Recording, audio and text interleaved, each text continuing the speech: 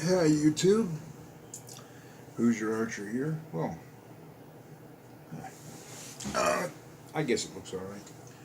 I think you can still see some blonde in my gray. I don't know for sure. Hoping it's there.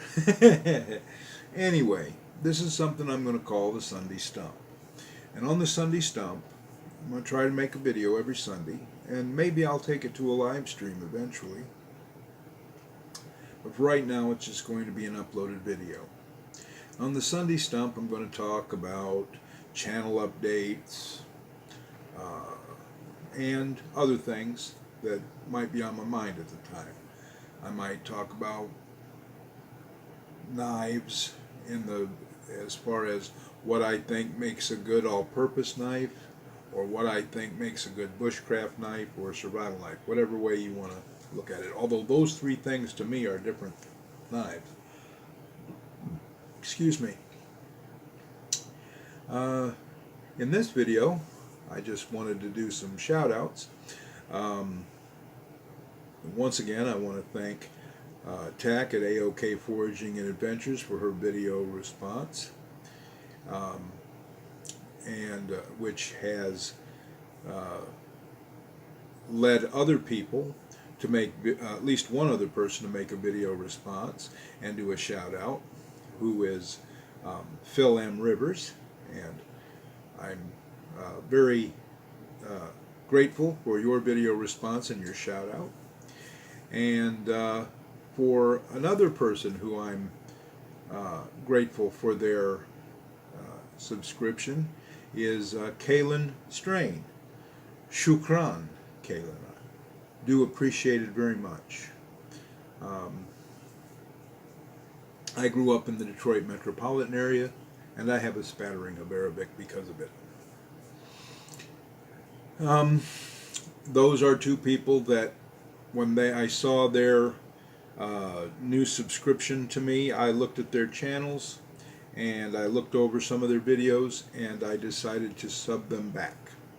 I will eventually get to all my new subscribers and check out their channels and probably sub them back. If you're an acquaintance of AOK Foraging and Adventures, I know you got to be good people, and I will definitely get around to subbing to you. Just there's only so many hours in the day. I can't spend every one of them on YouTube, unfortunately. In this video, I want to talk about something that TAC brought up. She said that maybe she could get me to do a recipe video because, as she said, I used to be a chef. Well, I used to be a professional chef, but once a chef, always a chef, just like always a Marine. You know, once a Marine, always a Marine. Anyway, I have an idea for a video series on my channel called Foil Wrap Friday. Foil Packet Friday. It was something we did back when I was a kid and we went camping, where my mother would make up a bunch of foil packets ahead of time, and we'd put those in the cooler. Then all we'd have to do is throw those in the coals of the fire. You know, like after breakfast, you'd throw some in the fire, left the coals of the fire. Then about lunchtime, you'd take them out, you'd have lunch. Then after lunch, you build up the fire and make some hot chocolate or some coffee or tea or something else to go with the foil packs. And then you'd have coals again, and you'd throw foil packs on, and then you'd have supper. And then after supper, you could even throw foil packs on so that you had breakfast all the way to halfway done in the morning when you got up in the dying coals of the fire. So I have a lot of, I still do that when I go camping. I believe that is just extremely convenient. You can even write on them with Milwaukee. If you go to, I hate to plug anybody, but you can get this pen from Milwaukee at Home Depot, and it will write on absolutely. It's like a felt tip pen, kind of like a Sharpie, but it will write on anything, and you can write on your aluminum foil and put in what it is, whether it's lunch and what's in it and approximate, because you'll know what's in it. You'll know some things, of course, don't require as much cooking as other things. Sometimes you might put par cooked things in the foil pack because you want to have a few times where it's a second, where maybe you forgot to put in the foil pouches, and you could have their pre-done, par cooked, just warm up, and so 20 minutes in the coals is enough, and it's done. That sort of thing. Well, if you'd be interested in seeing that, leave a comment down below. And while we're on the subject of food, just a couple tips. Here is a tip. If you're either going to grill or pan fry or even cook on a squirrel cooker over a fire, salt to start, pepper to finish. Salt, sodium chloride, is a chemical that has certain catalytic properties that cause different things to happen in the food you're cooking when you add salt at the beginning of the cooking process. With meat, putting salt on the outside aids in the browning of the meat. It also causes the juices to stay in the meat. There are lots of things, plus salt on meat and other things improves the taste of the food. But pepper burns, so if you put it on in the beginning, it'll burn and it won't taste as good as if you use it as a finishing spice. Just a little tip for you. Salt to start, pepper to finish. Let me think here. Oh, and here's just a little cooking opinion. Have you ever noticed, let's start with a question, have you ever noticed that some of the simplest things that you can do in the kitchen are also some of the most delicious? Case in point, toast. Toast is fall off a rock easy, and it's absolutely delicious. Also, did you know people have been making toast as long as they've been making bread? So I think that supports at least part of my hypothesis.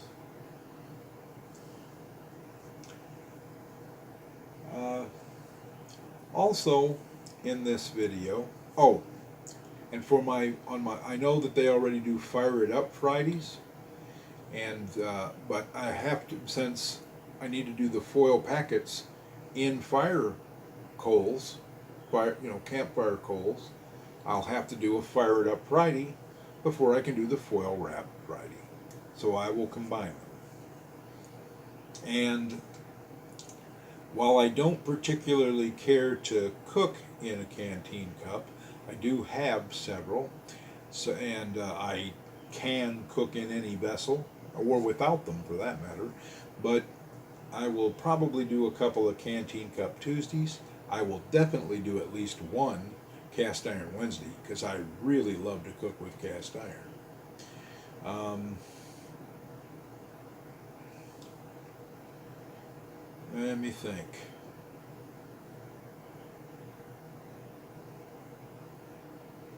Is there any? Oh, a couple little, more little tips and tricks for you, kind of life hackish.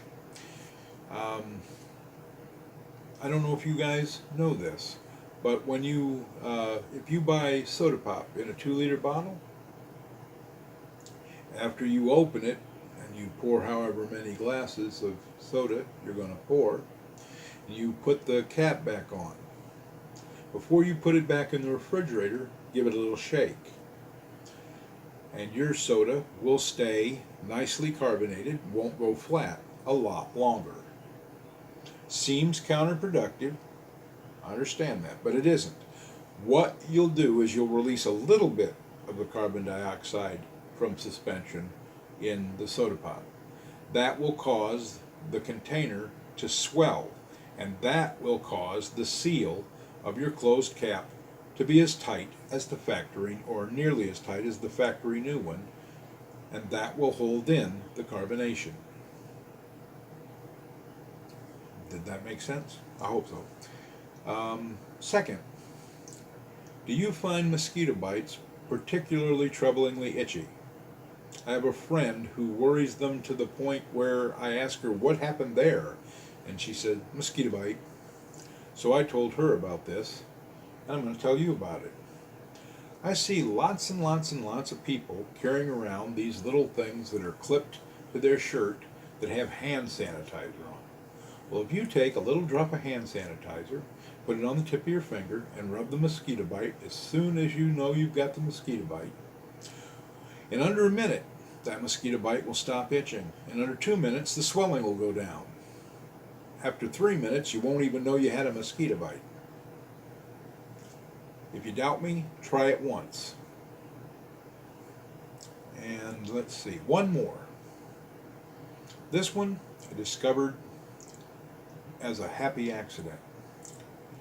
We have these little biting flies in southern Indiana and northwestern Kentucky.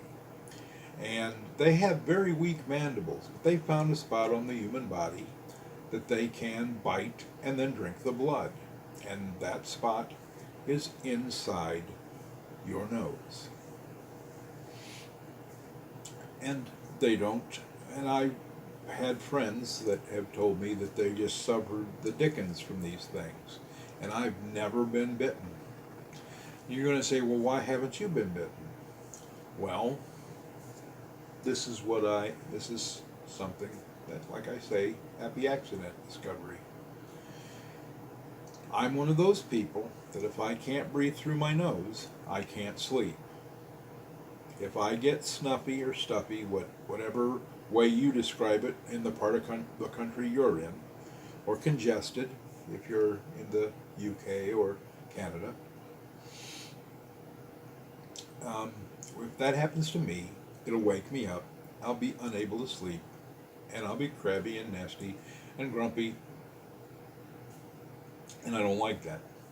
So, I don't like to use nasal sprays because your sinuses can get addicted and will stop doing their natural function if you use too much nasal spray. But a little Vicks Vapor Rub just underneath your nose, above your upper lip, and, well, it keeps my breathing way open, but also it repels those little bitty flies. So it's a twofer.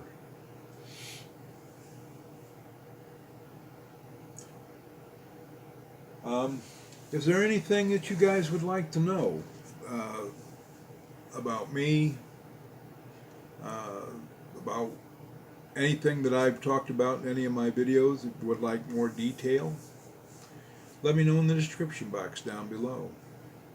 Well, this has been the first of my Sunday Stumps. Tell me how you like it.